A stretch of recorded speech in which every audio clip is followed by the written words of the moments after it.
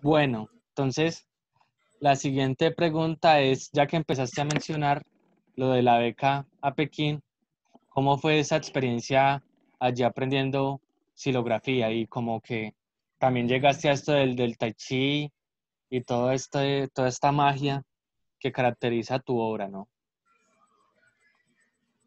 Alejandro, curiosamente, coincidencialmente, hace hoy exactamente 36 años que yo estaba aterrizando en Pekín.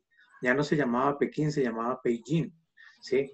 Y eso porque el 10 de septiembre de 1984, cuando sucede esto, esta especie de exilio voluntario a China, eh, el 11 iniciábamos clases. Yo salí de aquí como profesor de la Escuela de Artes Plásticas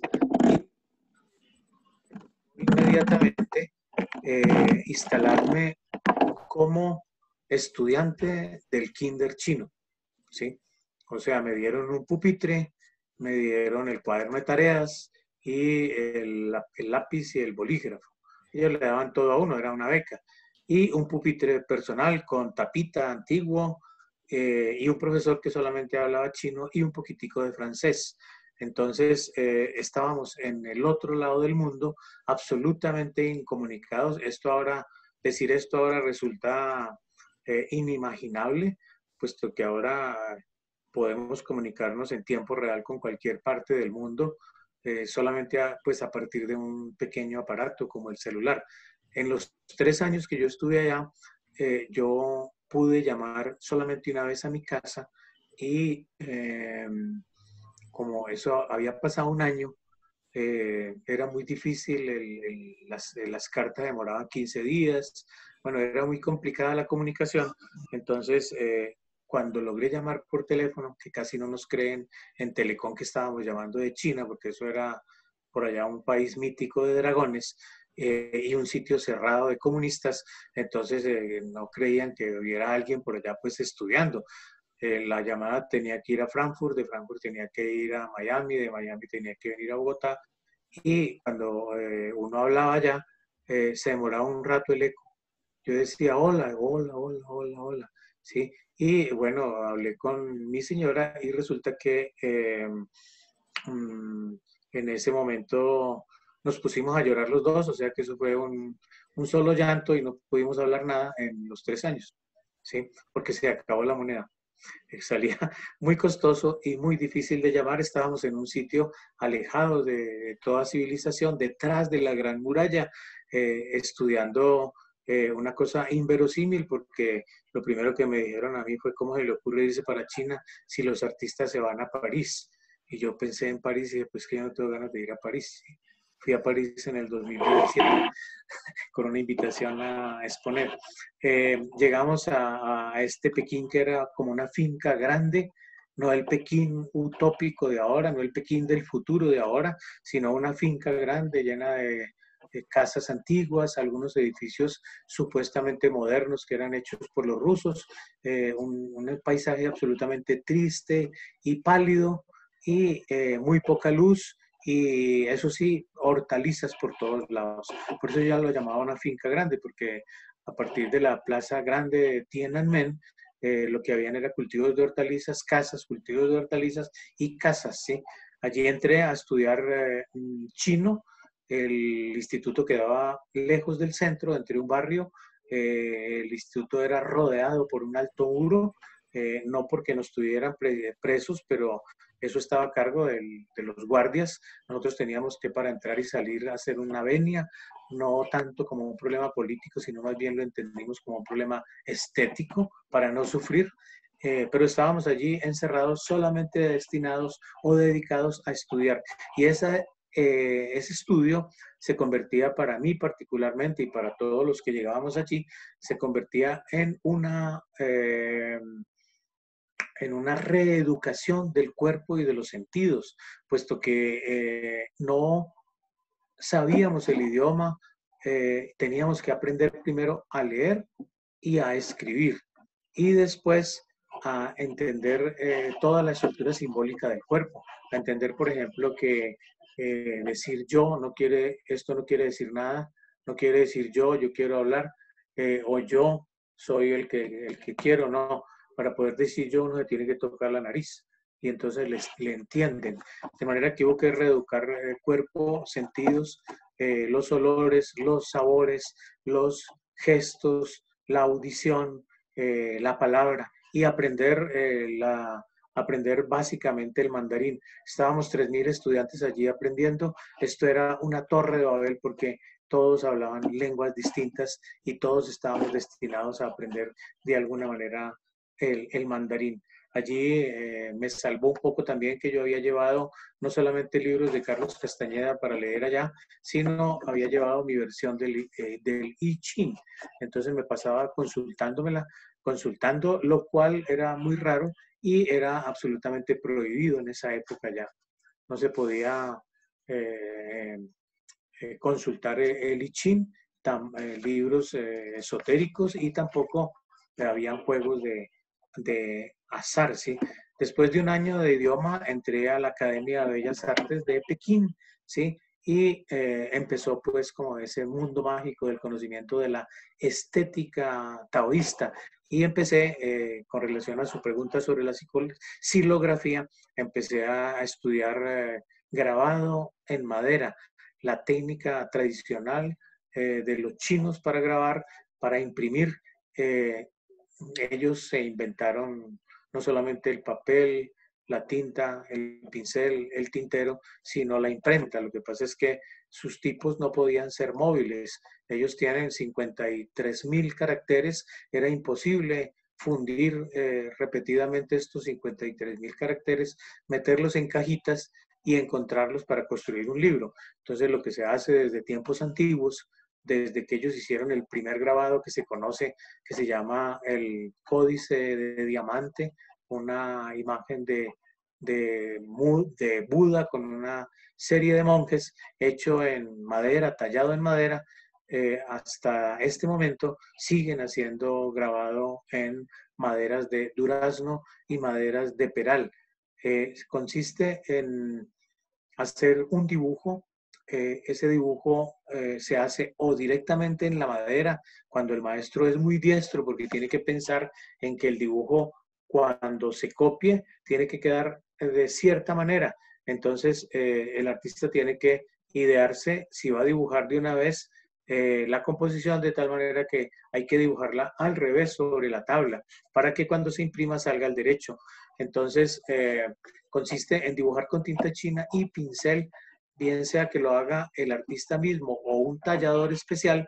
El tallador tiene que grabar absolutamente cada detalle del dibujo y que cuando aparezca la imagen impresa se reconozcan no solamente los trazos, sino también los cortes que ha hecho la cuchilla, que son unos cortes exquisitos, pero también que el grabador, el tallador, corte los trazos rotos que deja el pincel, ¿sí? Estos grabados se copian sobre papel de arroz con tinta china, entintando con tinta china y frotando con un baren, que es el aparato de bambú especial para reemplazar nuestra cuchara de palo. Pero un proceso así súper elaborado, ¿no? Pero No, y digamos, también es mágico, como el sí, hecho de exacto. tallar el árbol. O sea, me parece súper bello. Sí, la madera de peral, que es la más exquisita que conozco, tiene una característica especial y es que cuando uno la pule, queda con una textura que es, haga de cuenta, la porcelana. Al tacto es un poro absolutamente cerrado, completamente liso, y cuando usted dibuja, el trazo queda exquisito, el dibujo con tinta china y el pincel. Y cuando usted mete la cuchilla, la madera se deja cortar de una forma exquisita y los detalles quedan absolutamente preciosos. La madera finalmente queda como un objeto escultórico, del cual hay que sacar copias, como les digo, humedeciendo primero para que el árbol recuerde lo que ha sido, ¿sí? Lo que fue cuando era árbol, ¿sí? Y para que exhale sus mejores memorias en el momento de imprimir el grabado, ¿sí? Es un ser vivo finalmente, tiene espíritu, ¿sí? Sí, y digamos que muchas veces como que esa vida que proviene de los mismos materiales y de los objetos muchas veces uno la obvia, ¿no? Pero digamos que muchas de esas cosas, digamos, como que es muy importante que aparezcan de alguna forma en lo que uno hace, ¿no?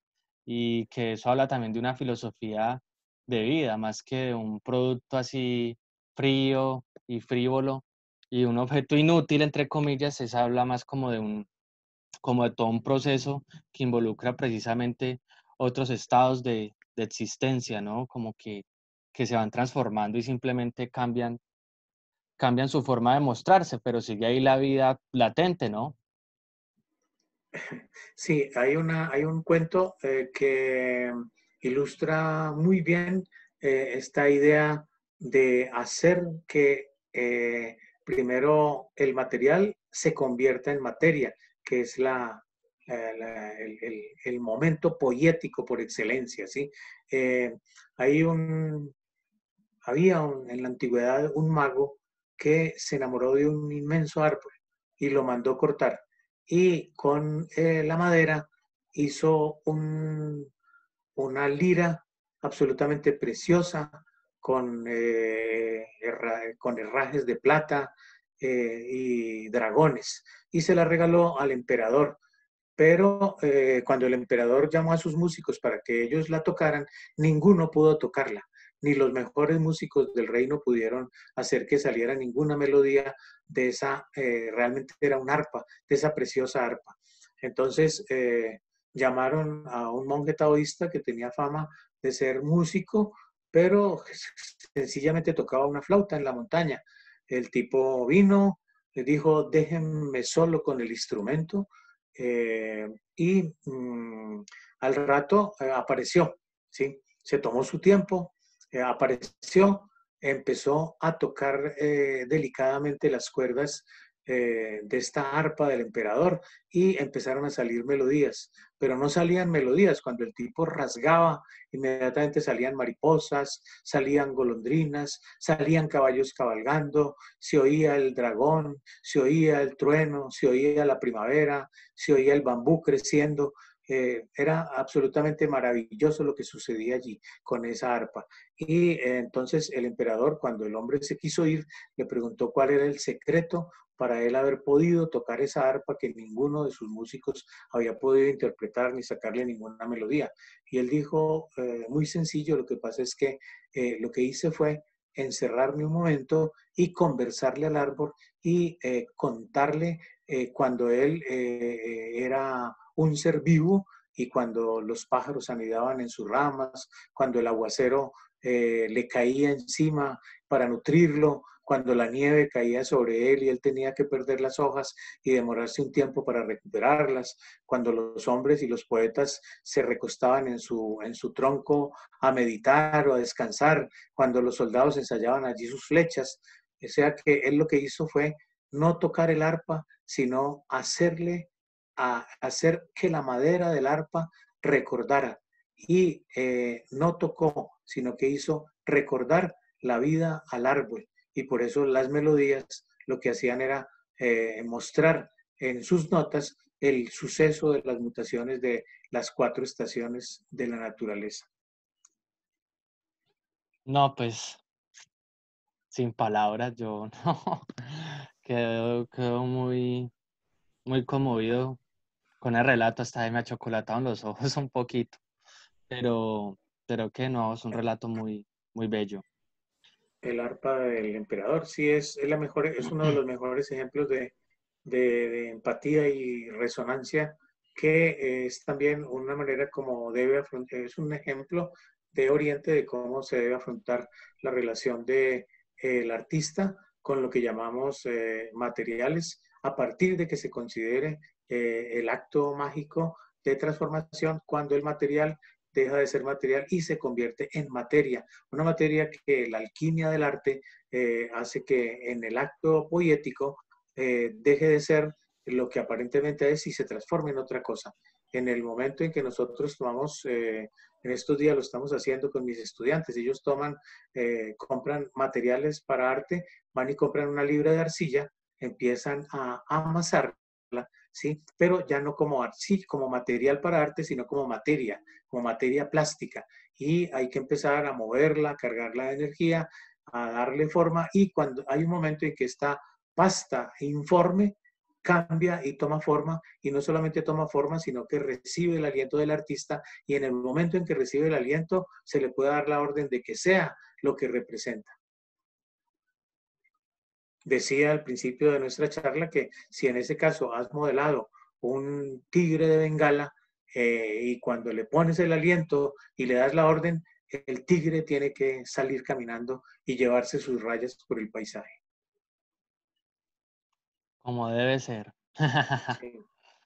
Sí, no, es muy, no sé, o sea, como que quedó muy, pues queda uno muy, como que reflexiona uno mucho sobre muchas cosas, porque digamos, uno como que en la enseñanza en artes lo enfocan como una cosa muy, muy cerebral, ¿no? Y muy racional y como muy, que también es importante, ¿no? Pero digamos como que esta parte de la vida y de tener en cuenta como esa transformación y ese pues, respeto y empatía también por ese material, muchas veces uno la deja a un lado, ¿no? Como de que tiene toda una historia detrás, una existencia, un espíritu propio, y que uno muchas veces no es consciente de eso. Entonces, como muy edificante escucharte y que te haga, que tú nos hagas a nosotros como otra vez conscientes de eso, ¿no? Que uno pierde eso un poco. Se pierde Es como uno la de los sensibilidad, principios del arte taoísta, sí. Perdón, Daniela, te interrumpí. que se pierde, pues la academia se vuelve como muy racional, entonces se pierde como esa sensibilidad al mismo objeto, como que uno lo empieza a ver como un producto, pues como un producto para construir la obra, como un insumo más y no como eso tan especial que tiene, como esa sensibilidad que carga. Entonces me parece tan bello cuando mencionas eso de la alquimia, porque tal vez muchos lo hacemos en nuestra forma plástica, pero nunca lo vemos de esa manera, sino que siempre vemos el material como un producto y ya. Entonces me parece que es como una forma muy sensible de volver a llegar a esa memoria también del material. Sí, y pues también, digamos, eso que dice Dani es súper pertinente, porque digamos, a nosotros los profesores nos dicen como, no, pues vivan el proceso, respétenlo, pero entonces como que también pierde mucho como esa magia que tiene es precisamente el vivir el proceso. Entonces, pero cuando tú llegas y nos hablas de esto, uno piensa otra vez en toda esa magia que uno muchas veces pues no la aprecia como de manera consciente, ¿no? Como que la obvia y simplemente se dedica a hacer bienes productivos. Sí, la estética taoísta, aquí se trata de, en ese proceso creativo, en esa alquimia, de unir el ojo, eh, el corazón y la mano. Indudablemente que la mente es la que coordina todo este acto creativo, pero es ojo, corazón y mano, tres símbolos que muestran el camino de lo que aprendí en China, que se llama sembrar bambú en el corazón. Sí, que de hecho hay un libro tuyo que se llama así, ¿no? Sí, es el libro que escribí como para intentar que no olvidara completamente las memorias de China. Se llama Sembrar bambú en el corazón, relatos de China. Súper, genial. Maestro, yo te quiero preguntar de qué manera empezó a influir todo el conocimiento del chi en tus prácticas artísticas. Eh, desde que empecé el estudio de la lengua, descubrí, bueno, eso sucedió como 3 días después de llegar a Pekín y instalarme en la escuela de idiomas. Vi un día por la mañana, muy temprano, 5 de la mañana, me levanté y vi por la ventana un grupo de personas, de jóvenes, haciendo lo que ya había oído mencionar, pero que era una cosa secreta que se llamaba Tai Chi. Entonces yo me emocioné mucho, inmediatamente bajé y me integré al grupo, ¿sí? Éramos unos 150 personas trabajando en una cancha muy amplia. El profesor empezaba a hacer su tai chi, uno lo seguía con mucha dificultad porque no lo alcanzaba a ver, uno imitaba más o menos lo que hacían los últimos del grupo y pero en los días siguientes, en septiembre que empezamos, octubre para noviembre, ya no éramos 150, fue bajando la cantidad, después éramos 100, después 50, después 20, después 10, y finalmente en enero, cuando empezó a caer la nieve, éramos 5. El maestro, un mexicano, yo y una niña japonesa, ¿sí? Trabajando el tai chi. Era un descubrimiento para mí, era un pálpito que tenía desde la época del bachillerato, cuando oí mencionar que tenía un arte para aprender a volar, ¿sí? Pero que solamente se podía conocer en ese momento, no tenía no tenía ese grado y por lo tanto no pude asistir a esas enseñanzas del Tai Chi que eran, como les digo, secretas. Cuando lo vi allá, sin secreto, pues me puse feliz y me le pegué a mi profesor y allí aprendí el trabajo del arte del movimiento y el arte de la respiración para hacer que el chi, que es el aliento primordial, la energía primordial, la esencia vital, circule por el cuerpo a través de lo que la medicina tradicional china llama canales o meridianos, ¿sí? El tai chi lo que hace es, mediante movimientos del cuerpo que imitan a animales reales o míticos, animales reales como el tigre, animales míticos como el dragón, y sus movimientos, esos movimientos armonizados con cierta respiración de vientre, hacen que la energía fluya, ¿sí? Y se produzca una alquimia dentro del cuerpo entre la energía ancestral que heredamos de los padres, la energía que adquirimos por el aire y por la comida, ¿sí? Y el espíritu, que es el que hace que todo esto entre en armonía y que podamos trabajar o más bien vislumbrar lo que se llama el camino del Tao, ¿sí? Entonces, fue allá como en la escuela de idiomas donde empecé el trabajo con el chi, una cosa que después perfeccioné cuando pasé a la escuela de artes plásticas, la escuela de idiomas quedaba en las afueras de la ciudad, la escuela de artes plásticas quedaba vecino a la ciudad prohibida en pleno centro de Pekín, en el puro corazón, ¿sí? Era la escuela más importante de China. Yo me trasladé allí y por lo tanto tuve oportunidad de empezar a buscar en esa área un profesor de Tai Chi. Ya los habíamos visto enseñando en la ciudad prohibida. Yo lo que hice fue irme a la ciudad prohibida a buscar un profesor. Fue muy difícil que un profesor me quisiera enseñar porque estaba prohibido el contacto de los chinos con los extranjeros, pero finalmente a través de un permiso y de la embajada pude acceder a un profesor y ese profesor me inició en la segunda parte de mi Tai Chi. Yo traía una experiencia de Tai Chi de la Academia de Idiomas y empezamos aquí a trabajar un Tai Chi que se relacionaba más con las artes plásticas, un Tai Chi y un Qigong. Y descubrí la relación entonces entre ese movimiento corporal, los movimientos chamánicos de los antiguos taoístas y la caligrafía y el movimiento corporal relacionado con el oráculo de Li Qin. Descubrí también que algo que era absolutamente fundamental y es que no se puede hacer en la pintura china desde el canon taoísta, desde la estética taoísta, un trazo que no tenga chi, porque entonces ese trazo que no tiene aliento nace muerto. Puede que quede muy bonito. Uno mecánicamente tiene que empezar a hacer trazos para aprender caligrafía, pero no pone suficiente aliento. A veces tiene un perfeccionamiento técnico, el trazo sale muy bonito, imita a grandes calígrafos, pero cualquiera que lo vea se da cuenta de que este trazo no tiene vida. Ellos dicen que son como huesos muertos.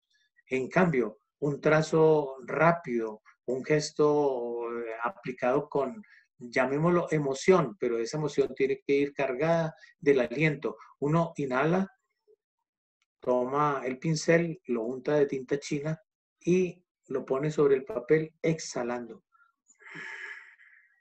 Cuando termina el aliento, levanta y deja esa colita, esa punta de hoja de bambú tan característica de la caligrafía y de la pintura china, ¿sí? Esa colita es el último pequeño aliento de la respiración del artista. Por lo tanto, la caligrafía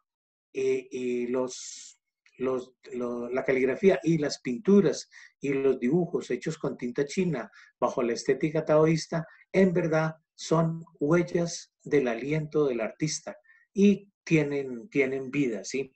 Hay un cuento muy bonito que ilustra esto exactamente y se llama Los dragones del emperador. Se cuenta que el emperador llamó al mejor pintor de dragones del reino y lo patrocinó con todo para que le pintara un muro de 9 dragones. El pintor se demoró mucho tiempo haciendo los estudios y los bocetos, incluso cuando lo llamaban a que mostrara cómo iba el trabajo, los soldados del emperador lo encontraban a la orilla del lago o del río, metido entre el bambú, meditando y tomando té. Y le preguntaron, bueno, ¿usted no le pagaron fue para que trabajara? Y dijo, estoy trabajando, estoy llenándome del espíritu del dragón. El dragón en China no es el dragón occidental, ese que echa fuego por la boca, no. El dragón en China es en la energía yan, vive en el cielo, vive entre las nubes, es el agua de lluvia. Cuando la lluvia cae es porque el dragón desciende y se convierte en pequeño dragón, en serpiente, para fertilizar la tierra. De manera que él estaba allí atrapando el dragón. Cuando ya lo tuvo, vino y en unas pocas jornadas dibujó los 9 dragones y se fue. Cuando el emperador vino a revisar la obra, encontró que el artista lo había engañado porque le había dibujado los 9 dragones, pero ningún dragón tenía ojos. Entonces lo llamó para que le dibujara los ojos y además le iba a cortar la cabeza, ¿sí? Entonces el hombre vino y dijo, yo no puedo dibujarle los ojos a los dragones, porque estos dragones los he trabajado con tanto aliento, con tanta energía, que si yo les llego a dibujar los ojos ellos se van. Entonces, como decimos nosotros, el emperador pues dijo, no me crea tan pendejo. Dibújele los ojos que yo respondo, ¿sí? Entonces, el emperador dijo, bueno, como usted es el dueño y manda, pues voy a dibujarle, pero le pido al emperador, señor emperador, y los señores de la corte que se echen para atrás porque algo puede pasar. Entonces, el hombre cogió tinta china y cogió aliento, inhaló y empezó a dibujar los ojos a los 9 dragones, ¿sí? 18 ojos dibujó y una vez que terminó, los dragones empezaron a resoplar, erizaron las barbas, arañaron el muro, lo rompieron y regresaron al cielo. Esa es la historia del poder del aliento que hace que cuando ese aliento es puesto con toda la energía vital, con todo el propósito, con todo el intento, hace que las cosas que se representan no solamente sean la representación, sino que son las cosas mismas, ¿sí? Porque cobran vida, ¿sí? Esto puede estar al alcance de la mano en una historia muy bonita que es necesario leer para poder entender esto del aliento en la pintura china. Esa historia está en un libro que se llama Cuentos Orientales de Margarita Yourcenar, ¿sí? Esta mujer pone todo el secreto del aliento que les estoy comentando, que les estoy contando, en un cuento que se llama Cómo se salvó Wang Fo. Ese cuento está gratis por allí en internet Ustedes lo pueden consultar y Margarita lo lleva a uno en un relato absolutamente precioso a entender la sensibilidad y el espíritu del trazo de tinta china en la pintura china y el poder del aliento. Sí, sí, no, y está genial eso porque digamos es algo que uno también tiene en cuenta desde el lado como occidental, ¿no? Pues también hablando, pues volviendo al golem, como ese aliento que insufla la vida en la obra, ¿no? Y como que le da, digamos, el aura y también como esto, sino pues que uno no le mete como esa como la mística muchas veces, sino que uno simplemente lo ve como un concepto muy cerebral por allá, pero esto tiene pues una mística brutal, pues porque parte del espíritu de uno, parte de la experiencia de uno, de la cosmogonía personal, y uno muchas veces lo obvia, ¿no?